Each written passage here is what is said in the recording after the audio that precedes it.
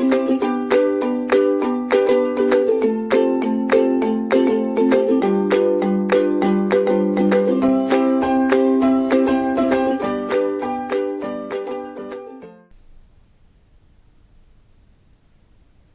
friends, I am back with my part 2 over Medicinal and Toiletry Preparation Act 1955 with few more interesting topics that will be new for you to know, and will be happy to have such information regarding it. So I have already told you that the entire act will be covered under these topics, that is introduction, objectives, definition, licensing, excise and excise officer, manufacture of alcoholic preparations in bond, manufacture of alcoholic preparation outside bond, Ayurvedic and homeopathic preparation because they also contain alcohol in it, and offences and penalties with respect to it. So I have already covered these 3 topics in part 1, that is introduction, objective and definition. Let us have a brief over it. We have already discussed the drawbacks of the last prevailing act, which was controlling the alcoholic preparations and narcotic drugs, but the drawbacks were major. So we have brought forward the new concept of medicinal and toiletry preparation 1955. The act was the idea was brought forward in 1955, but the act was implemented in 1957, that was 15th April 1957. You should be knowing these 2 dates by heart. And the major drawbacks was to maintain the uniformity of levy throughout the India and to control the misuse of alcohol, or you can say the marketing, black marketing of alcohol while transportation or while using it. Then we have also covered the objectives. So the objectives were the same, to cover to maintain the uniformity, to maintain to collect the levy and to control the misuse of alcohol. Then we have also covered the definition part, and in definition we have seen the few important terms such as alcohol, bonded manufactory, non-bonded manufactory, dutiable goods, and then medicinal preparations. So I suppose you all have gone through my first lecture of this medicinal and toiletry preparation to have a better understanding over the second topic or the second part. In the second part, the highlights of the second is excise and excise officer and manufacture of alcoholic preparation in bond and outside bond in brief. As I have already explained you in my part 1 that licensing and the procedure for licensing is the important part of being of taking business in alcoholic preparation, and how we apply for the license and how it is controlled. So there we have seen that it was an excise officer who was responsible to collect the duties, or you can say the levy. So the excise, that is the duties that we have to pay, and the person in charge is the excise officer who is responsible for the preparation or the manufacturing of alcoholic products. And then we have seen the difference between in bond and outside bond. So here I will be covering manufacturing of alcoholic preparation in bond and outside bond, a brief, that how the two things are different and how the two things are similar, at what points these two are similar and at what point these two are different. While clearing the definition portion, I have already told you in bond and outside bond manufacturing. I have already told you the difference, that is in bond we are not paying the duty, but the premises is approved, and outside bond the duties have been paid. So these topics will be covered in detail in this part. So let us start with what is an excise. An excise or excise tax is an inland tax. The point to be noted is inland. What does it mean? That we are collecting the tax over the land. Custom duties are specified over the seas, while we are transporting the things from overseas, then we use the word or the terminology as custom duties. But we are talking about inland taxes. So, we can say the excise word is used for inland taxes. It is different from custom duties. I have already told you, custom duties we are using that terminology with overseas market. When we are having purchase overseas through different countries, while we are importing the things, then we talk about custom duties.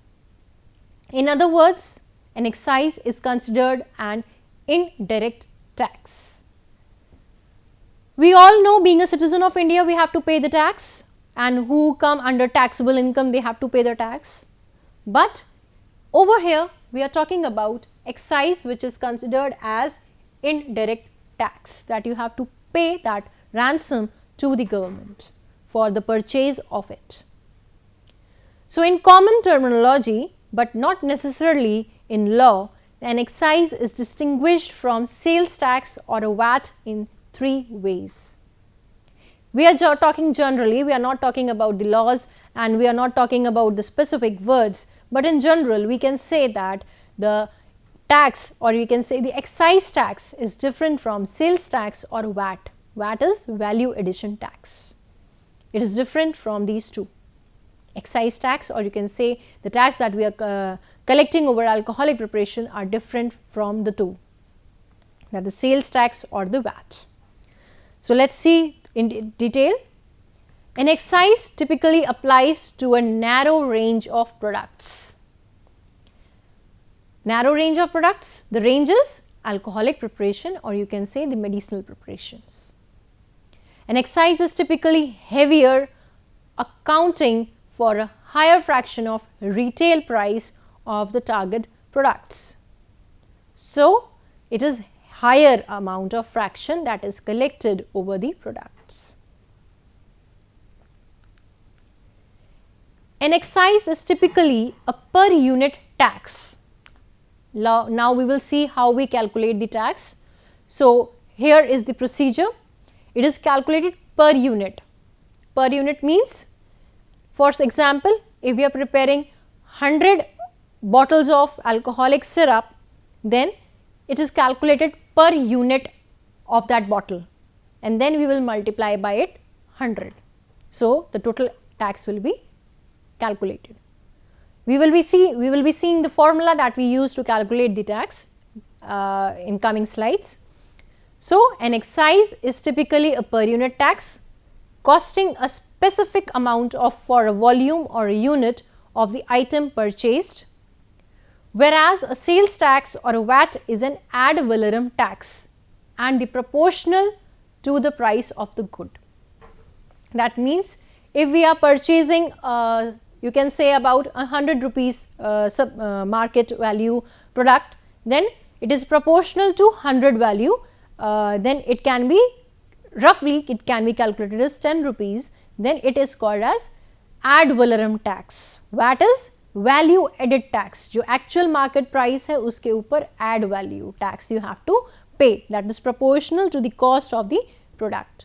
But here when we are talking about medicinal preparation, it is calculated as cost per unit, or you can say tax per unit, which is multiplied by the number of formulations that we are formulating for the factory. Coming to the next point, we have in India, an excise is described as an indirect tax levied and collected on the goods manufactured in India. The act is extended throughout India and the Excise Duties Act tax. I have already explained to you that Excise Duties Act is the other term for Medicinal and Toiletry Preparation Act. So, it is collected throughout the India from all the states with uniformity, and the rate is calculated per unit volume of the alcohol that we are consuming. The types of excise duties are basic, additional and special. The three types we were talking about were basic, additional and special.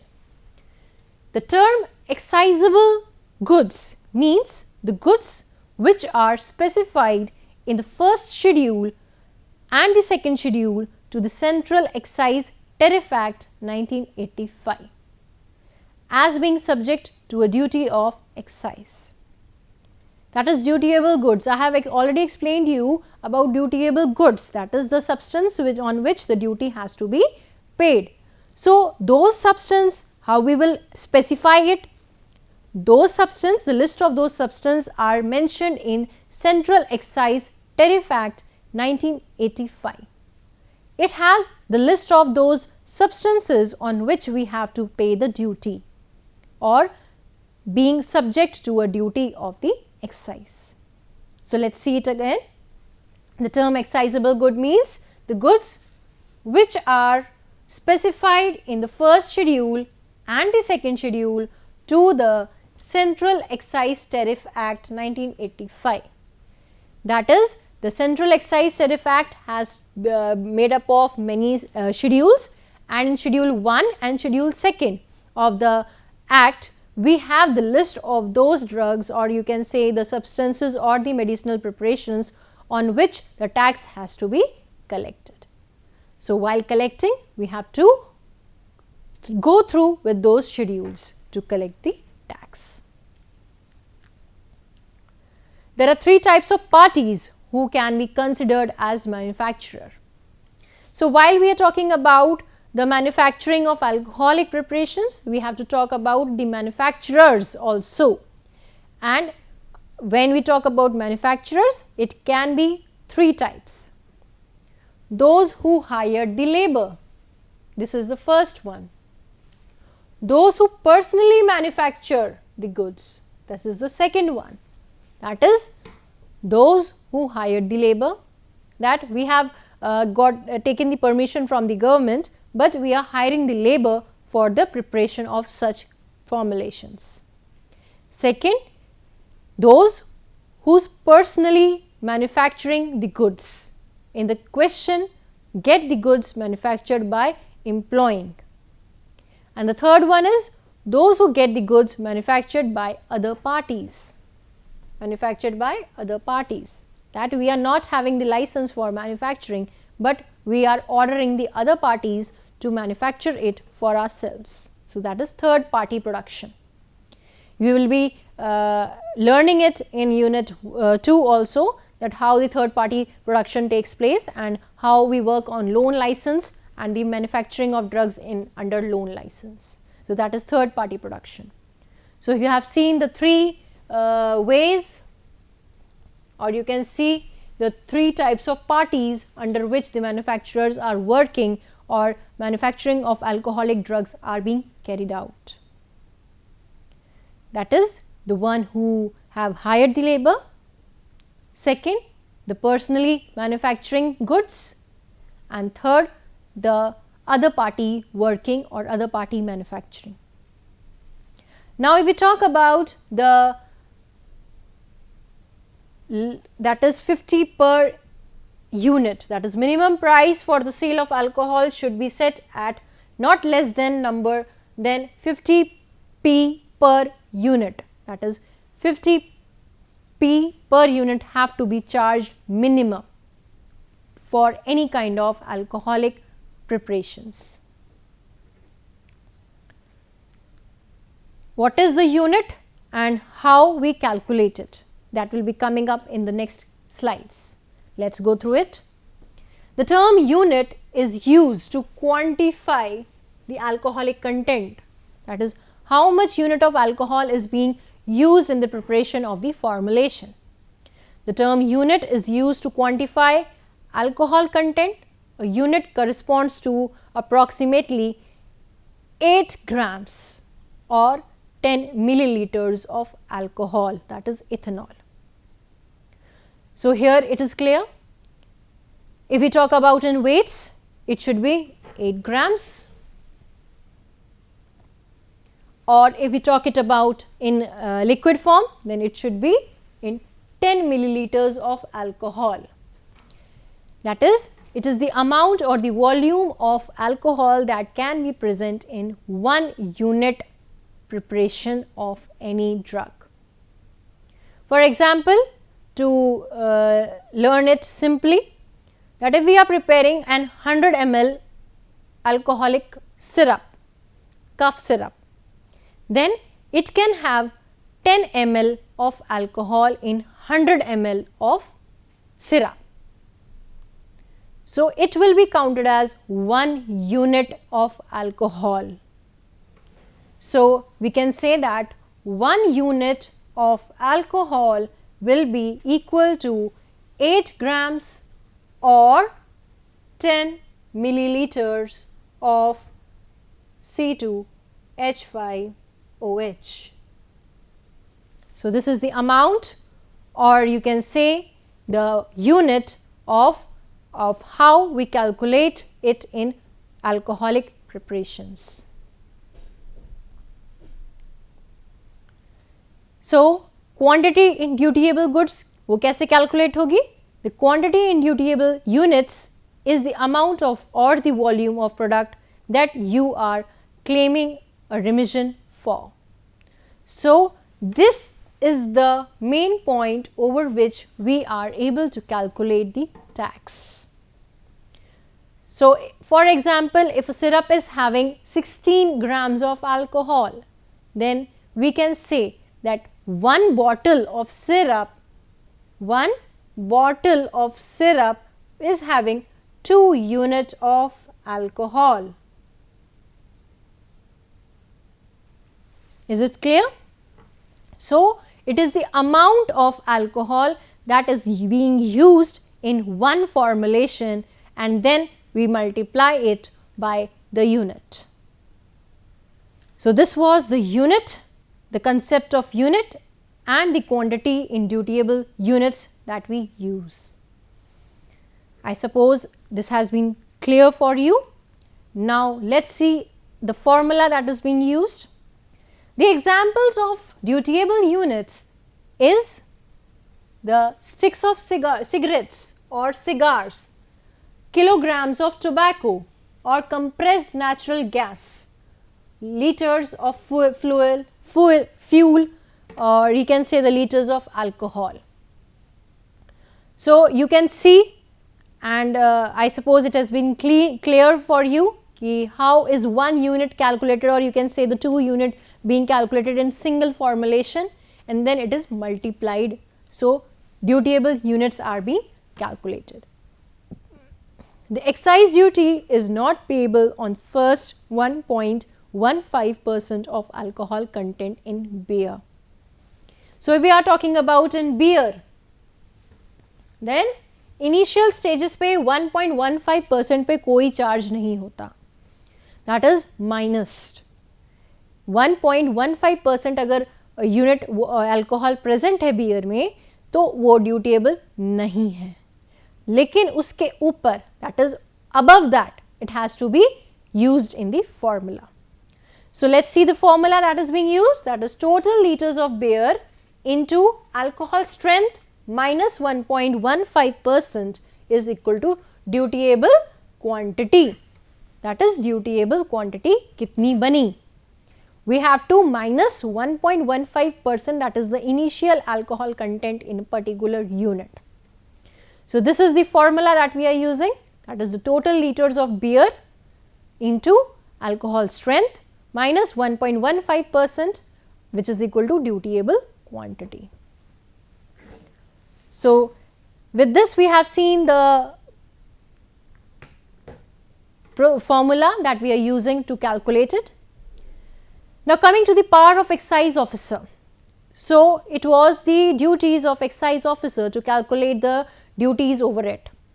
Now, we can see the powers of excise officer: inspection, entry, search and seize, detention of person, suspension, revoke of license, that is to cancel, summons and notice, prosecution, power of arrest, power to make rules.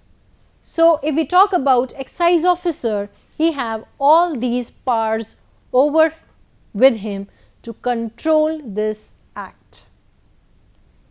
We all are thorough with the word, that is inspection, that the place or the area where the formulation is being manufactured the person has the authority to inspect that area anytime, every time he wants.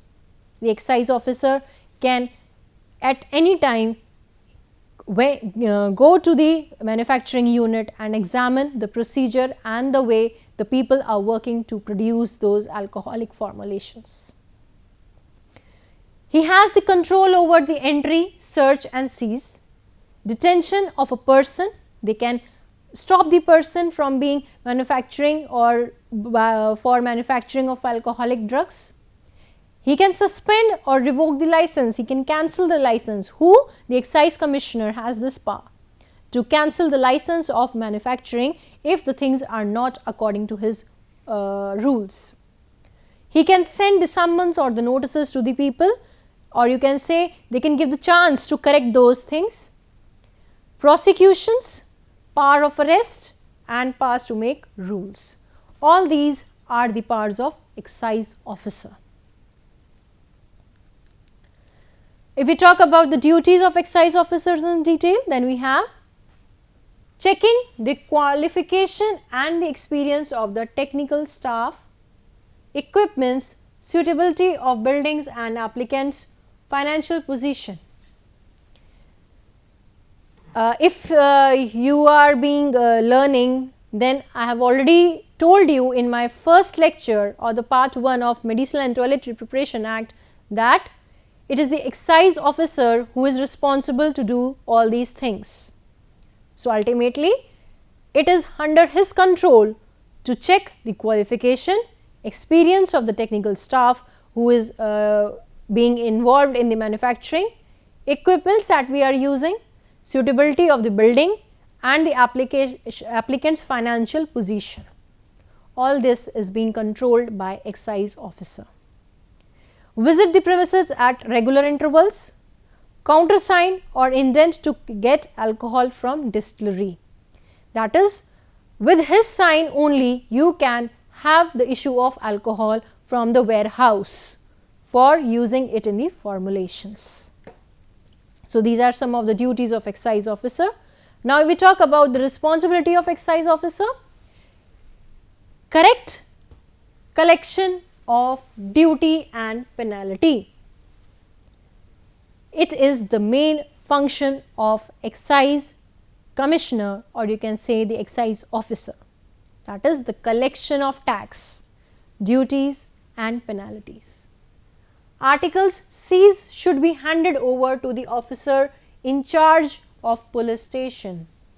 That if he has found some articles, those are not properly manufactured or some of mischiefs are behind with that formulation, then he can stop and collect the sample and hand over to the police station. Articles seized should be disposed speedily. The articles that you are being using should be disposed of speedily, and it is the function of excise officer, or you can say it is the duty or the responsibility of the excise officer to do so. Persons arrested should be forwarded without delay to excise officer who is empowered to produce against magistrate. So, it has been seen that the excise officer has these responsibilities. Now, if we have some brief discussion over manufacture of alcoholic and other narcotic drugs, that is inborn and outside born. That is, manufacturing of drugs takes place inborn or it can take outside born. If we say inborn, we have seen the definition, manufactory inborn and manufactory outside born. So, let us see it in detail कि inborn में चीज़ें कैसे control होती हैं और outside born में चीज़ें कैसे कंट्रोल होती हैं. If we talk about inborn formulations, then let us see the construction of bonded lab as per law कि raw spirit store, manufacturing room, store room for finished goods, excise staff or office. All these comes under excise officers control. तो जो inborn में construction of lab होगी जिसमें कि raw spirit store, manufacturing room, store room, finished goods room, excise staff office, that how these things will be working will be controlled by excise officer. Excise duties payable on removal of goods from the bonded lab. So, here is the main important point, that is the duty are being charged over the formulation when the finished goods are being disposed to the market. Excise duties payable on removal of goods from bonded laboratory. That is, when the formulations have been prepared, then the finished goods are being transferred to the finished goods store, and when the material or when the batch is being transported to the wholesaler, retailer or the market, then the duties has to be paid. Bonded lab to function and under excise staff has to be controlled by staff who has been appointed while you were getting the license. Suitable for large scale manufacture. You can clearly see that is large scale manufacture of alcoholic preparation takes place in bond. Large scale manufacturing as well as dutiable goods are given, duties as being given when the goods are being transferred to the market, and last, license is required for in bond preparations. Now, if we talk about outside bond, the major difference is small scale. I have already told you large scale where it is in bond, and if we talk about outside bond, it will be small scale preparation. In further slides, you will be clear with what is small scale preparation and how we have classified in large scale preparation. So, if we talk about the construction of non-bonded laboratories as per raw spirit store, manufacturing rooms, store rooms for finished goods, all are controlled by excise officer. It is same. The second difference is the excise duties payable at the time of spirit purchase. When we purchase the spirit from the government, at the same time we are paying the duty over it. So, this is the second major difference between in bond and outside bond, that is, while purchasing alcohol as an ingredient of the preparation, we are paying the duty. No excise staff is required, or you can say is compulsory, and suitable for small scale manufacturing, and license is also required. So, we have seen the major difference between the inside bond and outside bond. The two major differences, the duties are paid after the goods are being transferred in bond, but in case of outside bond, the duties are paid at the time of purchase of alcoholic spirit. No excise staff is compulsory, but in bond excise staff is compulsory. It is suitable for small scale. Outside bond में हम small scale पे preparations करते हैं, but inside bond में हम large scale पे formulations की preparations करते हैं. License are required in both the cases, that the premises or the area should be cleared, or you can say should be approved before and well in hand 2 months prior to the start of the business. So, these were the major difference between in bond and outside bond. Let us have a brief revision over it, that the topics that we have covered in this part. I have told you about the excise and excise officer. Then I have already told you about the duties of the powers of the excise officer and how we have calculating the units, and then the major difference between in bond and the outside bond. So, with this I have covered the second part of my lecture covering the excise officer, the dutiable goods and the things. So, I will be soon coming up with my third lecture over the same act, that is Medicinal and Toiletry Preparation Act. Thank you, students.